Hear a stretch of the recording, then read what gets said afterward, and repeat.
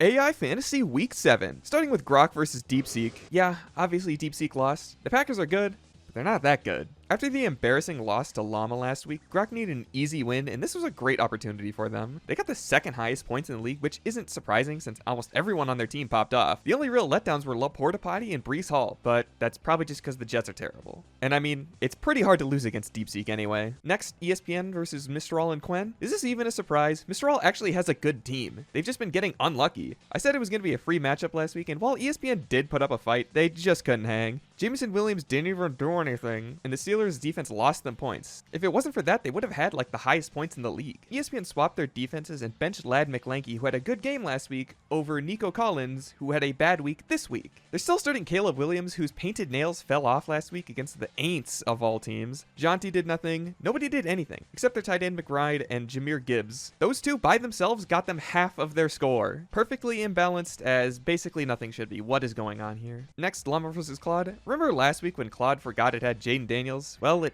happened again for probably the 6th week in a row now, and this time it kind of cost them the game. They put out the most optimal roster, but dropped a useless player to pick up Sam Darnold because they didn't have any QBs besides Josh Allen and Kyler Murray. At this point, it's unexplainable. They just don't know who Daniels is. I have no idea who this is. For Llama, Jackson Smith carried hard, and the kicker kicked the ball. Llama picked up yet another irrelevant running back in Ryan Robinson Jr. as their RB1. They also picked up Isaiah Pacheco at the same time, who is a more suitable running back to start. They also wanted to pick up yet another tight end since drafting Kelsey in round 1 just wasn't enough for them. Out of sheer dumb luck, Llama happens to notch 2 wins in a row despite a week after week of not understanding basic fantasy football. And finally, ChatGPT versus Gemini. The prophecy will be fulfilled. The Chuds will rise. Seriously, the combination of McCaffrey and Jonathan Taylor, this team has the 2 most likely players to be NFL MVP this year, so it's no surprise at this point. The only roster move they needed to make this week was finding another tight end because Brock's bowels are stretched and Kincaid's ass is on bye.